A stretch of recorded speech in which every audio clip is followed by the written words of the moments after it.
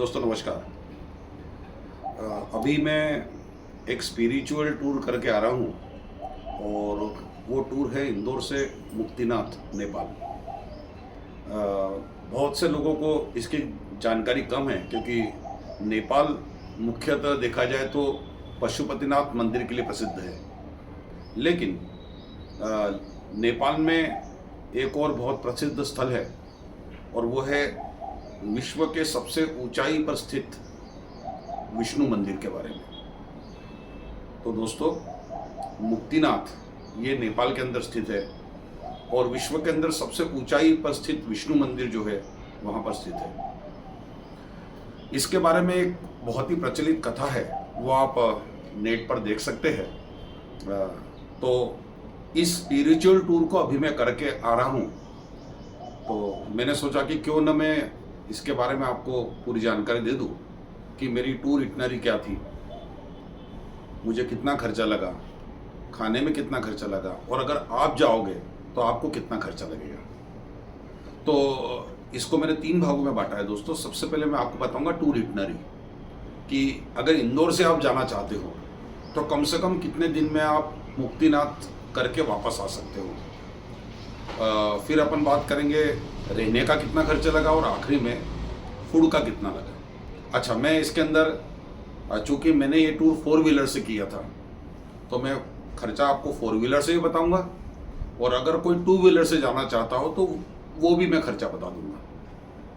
तो अपन सबसे पहले बात करते हैं टूर इटनरी की। दोस्तों, ये जो मेरा टोटल मुक्तिनाथ का टूर था ये 11 नाइट्स 12 डेज का था। यहाँ से इंदौर से सबसे पहले मैं गया खजुराहो, खजुराहो से फिर मैं गया चित्रकूट।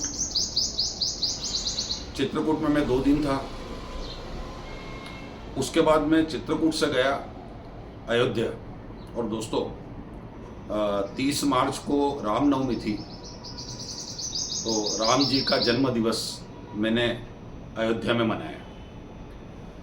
वो भी आप मेरे जो ब्लॉग्स है उसके अंदर देख सकते हो।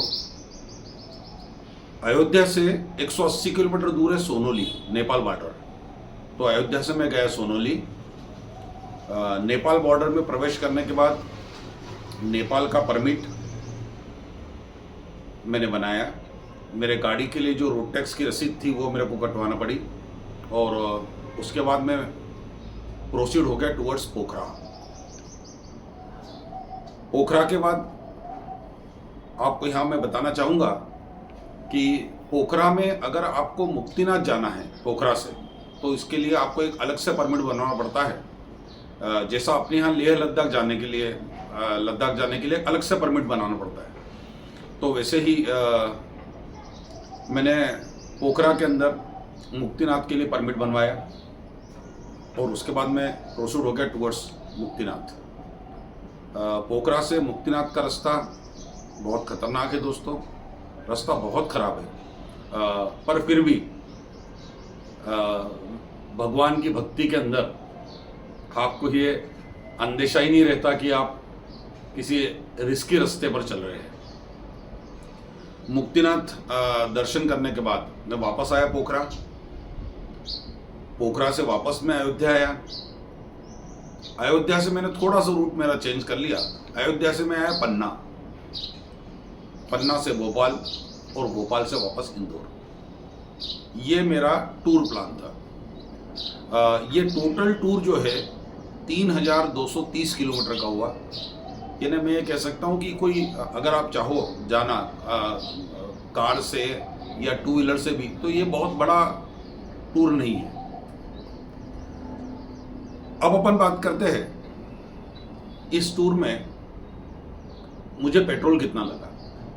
तो चूंकि मैं XUV 500 पर था और इसका एवरेज 13-14 ऑन एन एवरेज ये इतना मुझे दे रही थी, तो मुझे जो टोटल डीजल लगा वो लगा 21,000 रुपये का। ऑन एन एवरेज मैं 91 रुपये के हिसाब से मान रहा हूँ मैं, तो 21,000 रुपये का मुझे डीजल लगा। अच्छा, यहाँ ये मैं बताना चाहूँगा कि अगर आप 2 व्हीलर से सफ़र करते हो तो टू व्हीलर का एवरेज कम से कम 40 का अपन अगर मान के चले तो टू व्हीलर से पेट्रोल जो लगेगा वो लगेगा लगभग 10,000 रुपये का। 10,000 रुपये का पेट्रोल लगेगा टू व्हीलर से अगर जाते हो। अब अपन बात करते हैं रेसिडेंस की।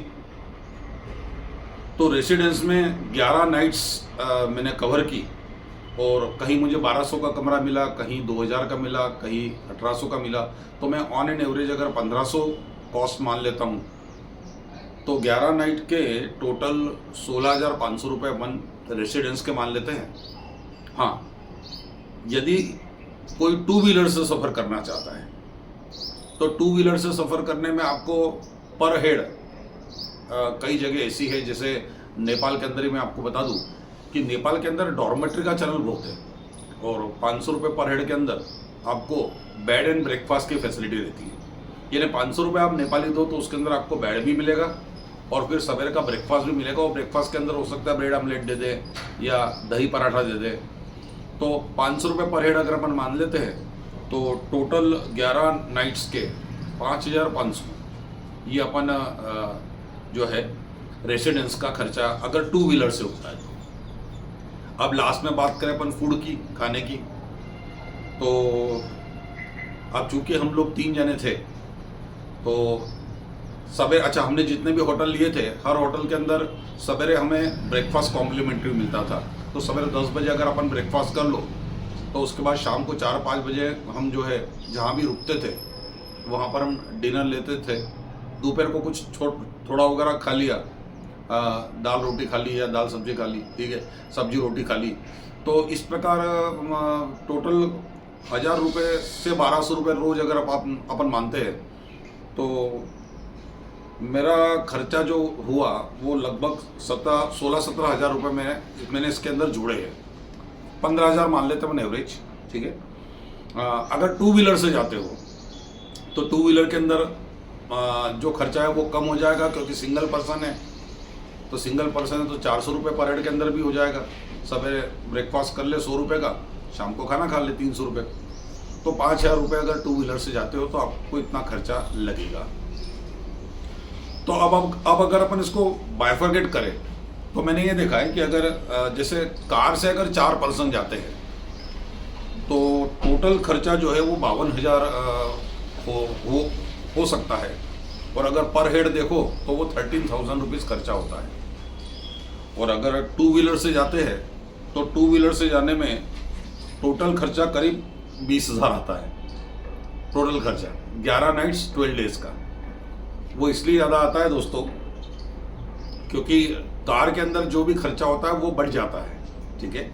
हाँ, अगर कार में आप 2 जने 3 जने, जैसे हम 3 जने थे तो हमको थोड़ा सा ज़्यादा लगा, ठीक है। तो ये मैंने आपको पूरी जानकारी दे दी। अगर आप इंदौर से मुक्तिनाथ जाना चाहते हैं, ठीक है, और मैं आपसे निवेदन करूँगा कि आप इस टूर में ज़रूर जाइए, क्योंकि पहली बात तो ये है कि ये छोटा टूर है। इसके लिए आपको ज़्यादा डेज देने की ज़रूरत नहीं है, ठीक है। जैसे अयोध्या में मैंने 3 दिन दिए, अगर आप चाहो अयोध्या में तो आप 2 दिन दे सकते हो, या अयोध्या में आप अगर 1 दिन देते हो तो आप और जल्दी है, मेरे हिसाब से 10 दिन के अंदर आप ये टूर कर सकते हो। तो इससे रिलेटेड अगर आपकी कोई भी क्यूरी हो दोस्तों तो आप बाकायदा मुझे ब्लॉग के ऊपर कमेंट्स करके पूछिए।